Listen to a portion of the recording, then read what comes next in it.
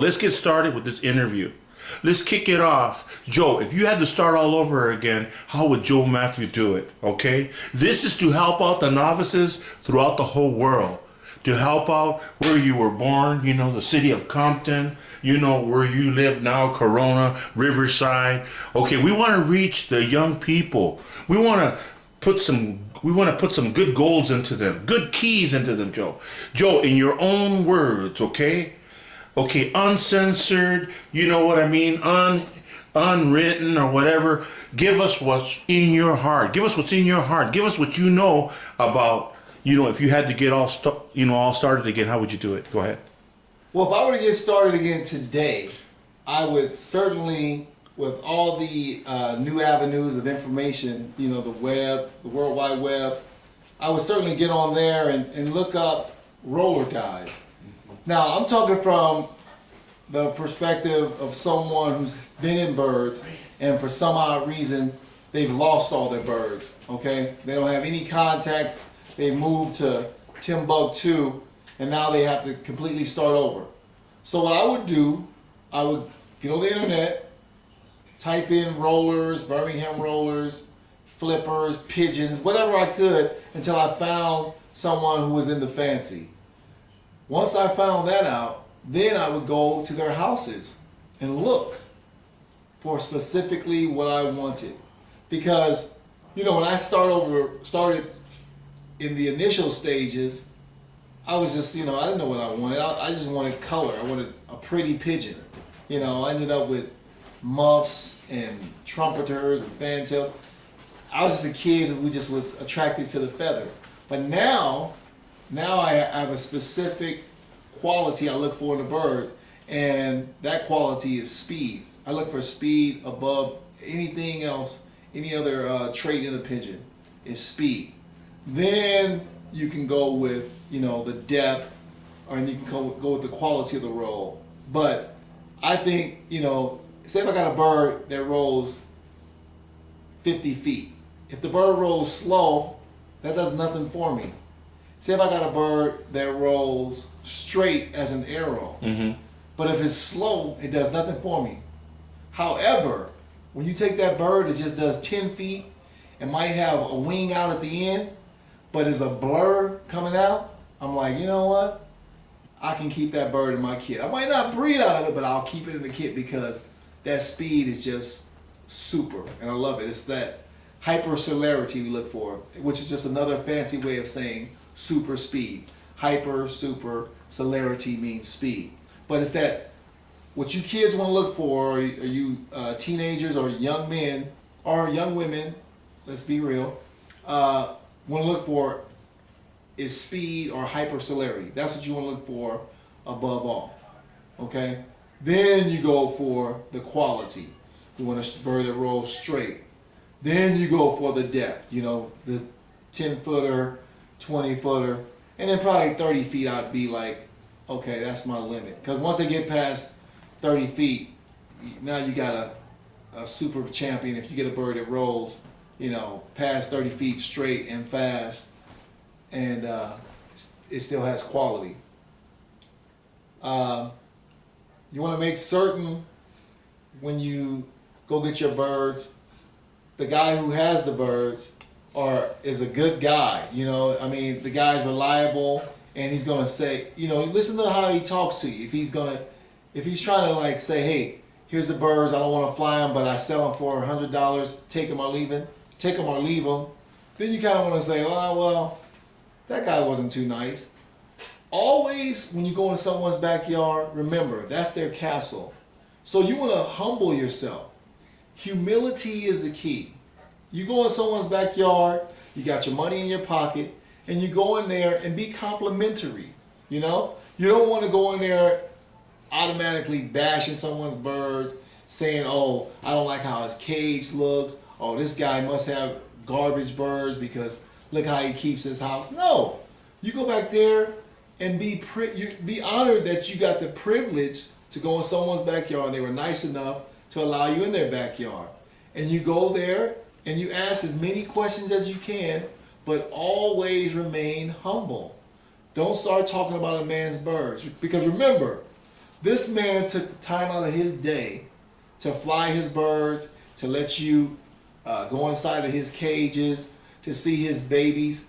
Pigeons are, special. When you get a good pigeon man, pigeons are like his world. Or a good pigeon woman, I apologize.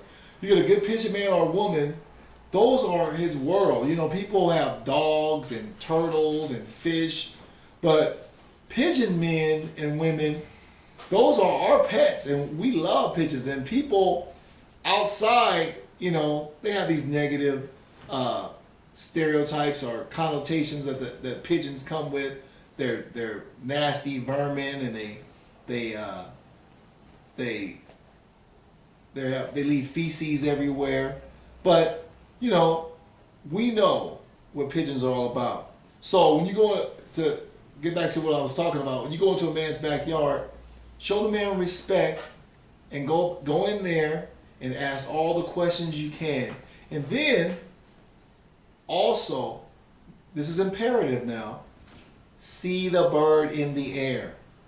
Because there's the old adage that, the pigeon guys I hang around with, we say, paper don't roll, and that's the bottom line. Someone can have the fanciest pedigree, they can have flowers on it, they can have birds flipping, they can have a bird with a top hat winking his eye at you.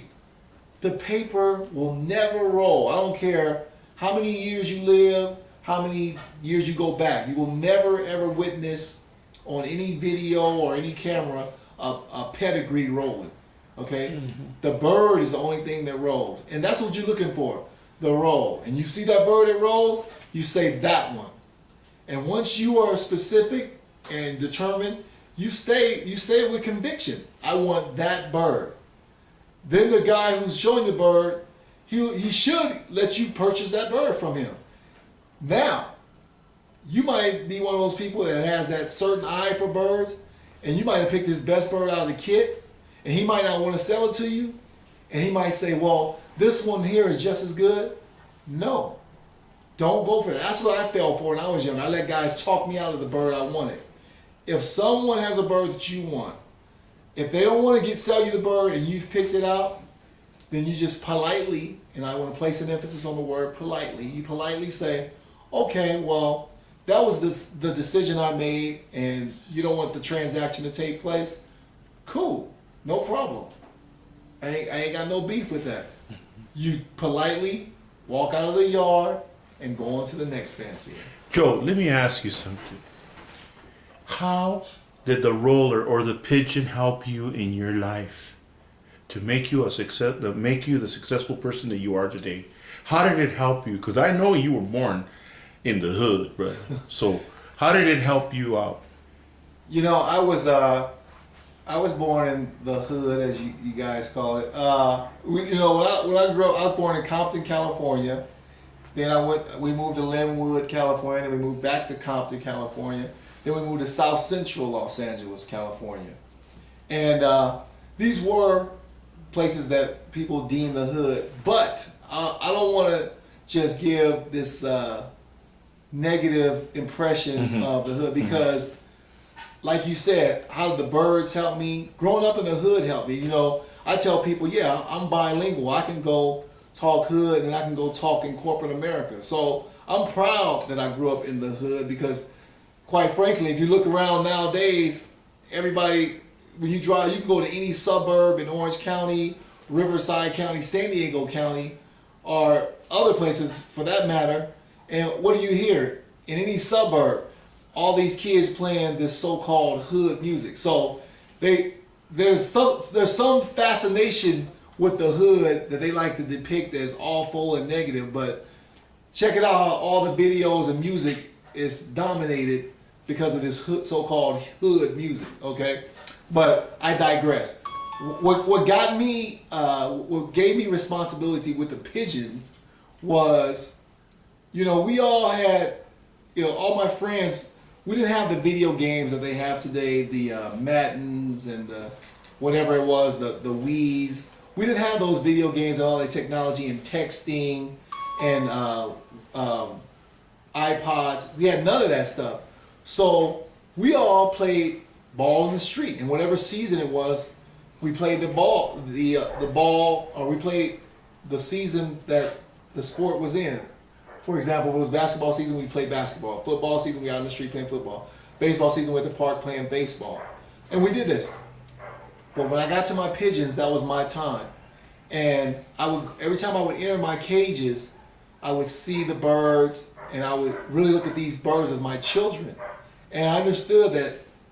That's heavy duty, man. Yeah, I had to feed my children. I had to water my children. I had to protect my children. You know, from that two-legged predator. I mean, we got that winged predator now, but back when I was little, we had that two-legged predator like to hop over your fish. You know what I mean? But we had to do whatever we could. I had to do whatever I could to survive and let my baby survive. And that's heavy. yeah, this is what taught me responsibility, because I have a family now, and believe it or not, when your kids grow up, you say, man, you're constantly worried about it. You go, no matter how old they get, it's like that constant worry. Are they out? My daughter went out to a club. My son, he got a new job promotion. Are they going to be okay? How are they going to handle rejection? And the same thing applies to the birds.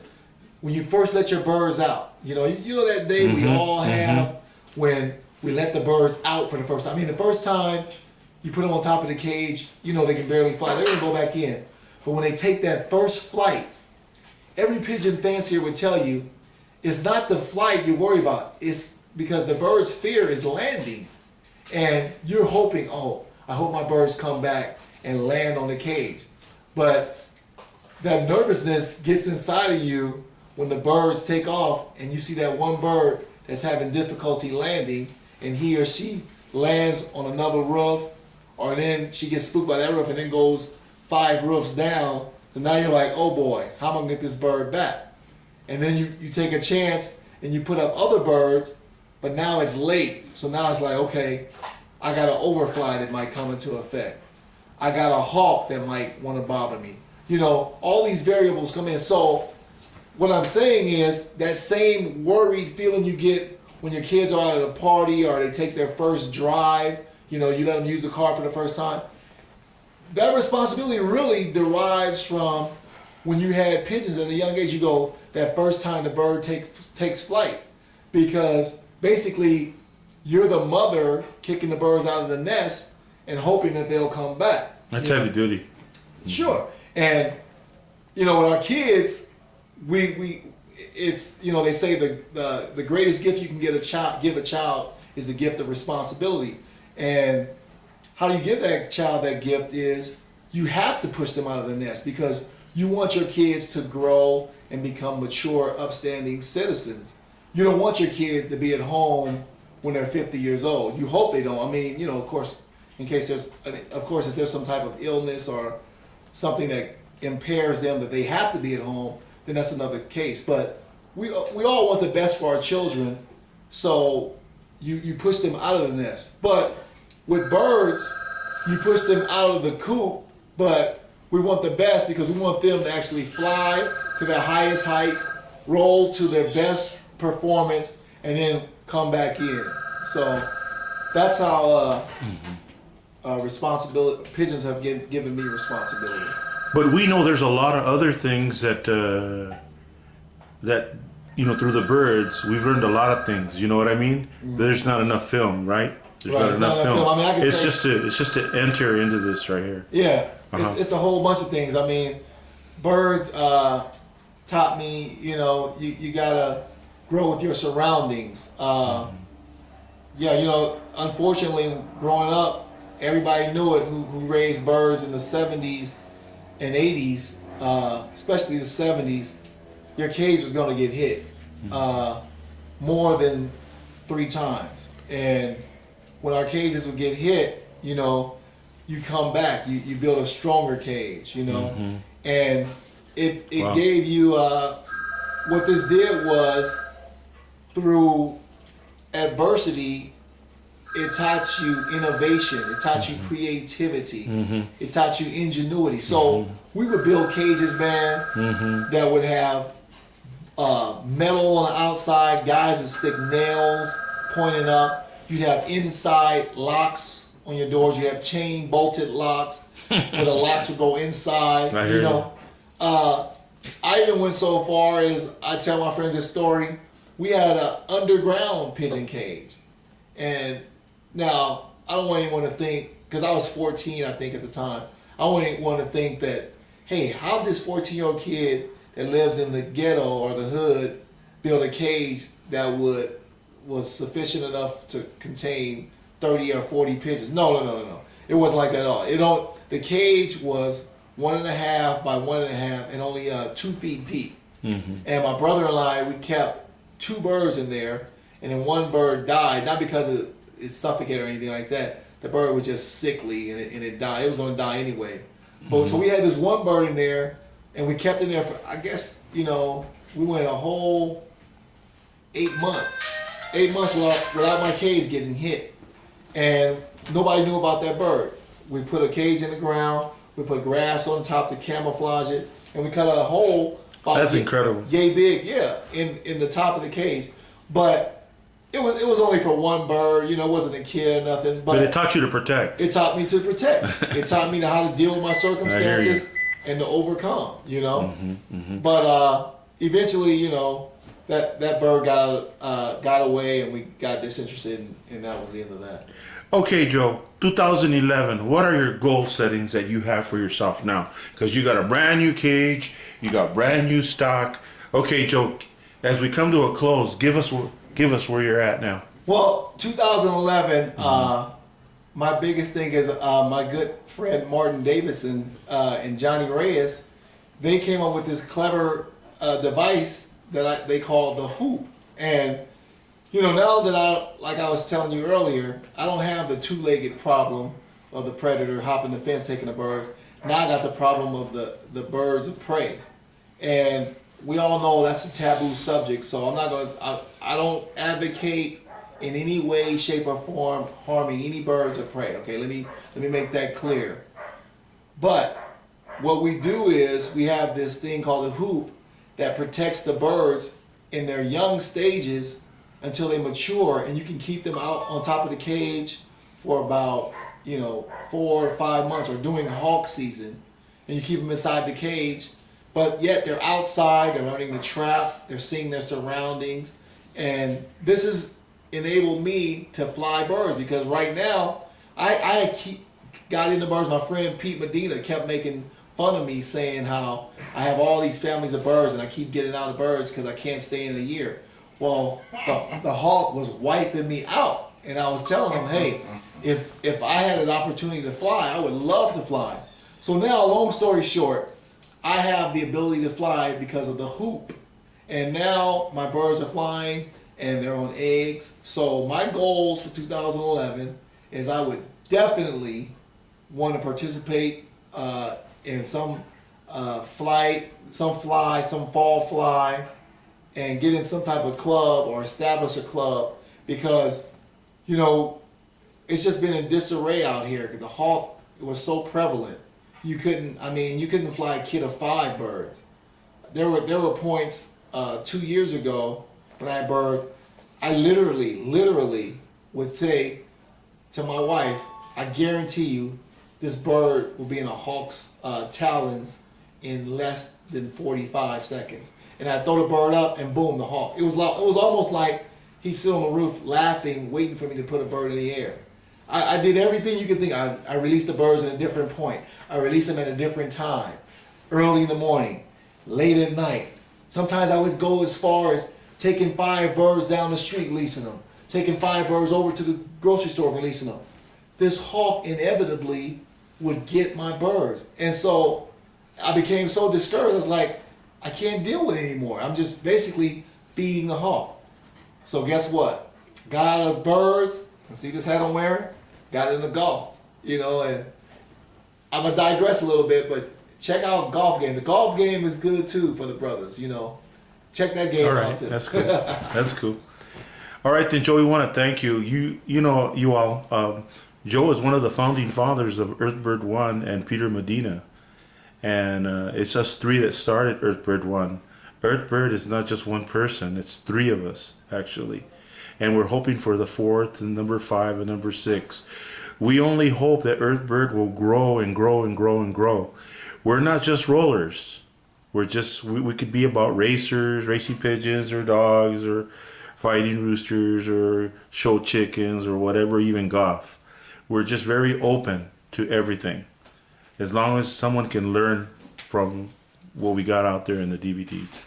All right, Joe, you want to close it, please? Yeah, I want to thank you very much, Johnny Reyes, for this interview. And yeah, to all of you out there, Earthbird One, to echo what my friend Johnny Reyes said, we're all about all types of birds, all types of animals, and all types of people. You know, I don't want to sit here and pretend my friends are Hispanic, Asian, white, black, whatever. We don't care. We take any race, any people. All we look for is good people. That's all you got to be, good people. You don't have to be a certain color. Something that'll educate the young. Something that educate the young. Always strive, never to equal, but to excel. All right, Joe. Thank you. You're welcome. Okay, here we are at the loft of Joe Matthews Jr. All right, I'm going to be asking him a few questions here. It's a Saturday. And he's got the birds out. Saturday night, and I ain't got nobody. I got some money cause I just got paid. All right, Joe, you're winging some birds. Joe, let's start it off by explaining to me about the hoop there you got right there. Well, the whole hoop, because of the MBA, or let me explain the MBA. MBA stands for Migratory Bird Act. It prevents us from harming, capturing, or terminating birds of prey. Not that I would do that, but there are a lot of friends in the fancy that did that and they got into serious trouble. Mm-hmm. So what I do is, as a prevention, I have this thing invented by my dear friend John Reyes Jr. and built by Martin Davidson, this thing called the hoop. And when Johnny Reyes presented the idea to me, I laughed at him. I go, well, how am I going to take a gigantic hoop off my cage every day when I want to get to the birds? But the way that Martin constructed it, it was light, and they used light wood and light hardware, and it's like lifting 5 pounds off my cage every day. So in other words, make a long story short, it's been 100% effective. I haven't lost any birds due to the birds of prey this year. Any. Mm-hmm. So I can't put a guarantee on it, but I can just say it works for me. Mm-hmm. Joe, how do you resettle your birds after the predators have left, more or less? How do you go about doing it? Do you use the hoop too? Yes, I use the hoop again, just to let them know where their surroundings are. Let the sun hit them. Let the sun hit them. Let them bathe, and then get used to their surroundings. But I'll use them for like another 5 days, and then after that I'll let them out. And then slowly but surely cut down on their feed, start training them to come in, try to get them to fly for 22 to 25 minutes. Mm-hmm. Then after that, it's presto bingo. All right. Joe, tell us a little bit about Jack Frost, how you were training him over there. I was surprised what you said. Can you repeat that again? Yeah, when I lived in Corona when I lived in Corona on Jack Frost Court, before the massive hawk invasion, I used to fly my birds twice a day. Mm-hmm. Sometimes 3 times a day if I were able to get an off day, but definitely twice a day. I would get up in the morning, take my shower, release my birds at 6 o'clock, and let them fly 22 minutes. They come back down, trap, usually right to the minute, almost, 22, 25 minutes, trap. I get in my car, warm it up, grab a piece of toast or something, and I'll be on my merry way. And that's just the way it is. That's just the way it is. And then All right. I get home and repeat the same thing. But now, Joe, you've moved out further from... Yeah, now I live farther out from my job, so my commute is longer. My days are longer, which means my mornings are shorter. I have to leave the house earlier in the morning, Okay. which prevents me from flying the birds, and I get home later at night, which also prevents me from flying the birds. Not to mention the predators, the birds of prey.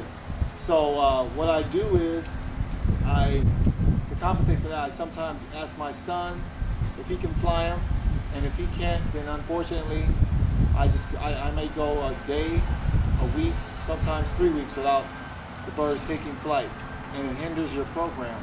But these are the things we have to do when dealing with birds of prey. Being a working man. Being a working man. Joe, you're not too far from retiring, right? Is that what you've told me before? Yeah, not too far. Not too far, and you've done your working time, and you're getting close, right? Getting close, getting close. Okay, so things are going to change. Change is gonna come. Change going to come. You hear that? That Joe's got a nice setup. You see that? Oh, yes, it will. All right. How many pairs do you got down, Joe? I have 12 pair down. Mm-hmm. Okay, right now we're gonna go ahead and take a look at them. $1,000 bill, y'all. Go, Joe. These are my birds. There they are. Birmingham at their best. You like it, you like it. If you don't, Now this is colony breeding, right, Joe? yeah. But you're doing a little bit of both, right? Yep. From the two, which do you favor, Joe? I prefer individual breeding.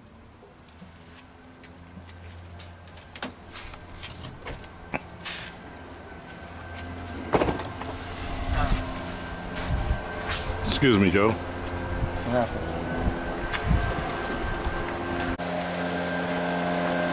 Okay, without question, Joe's got a setup.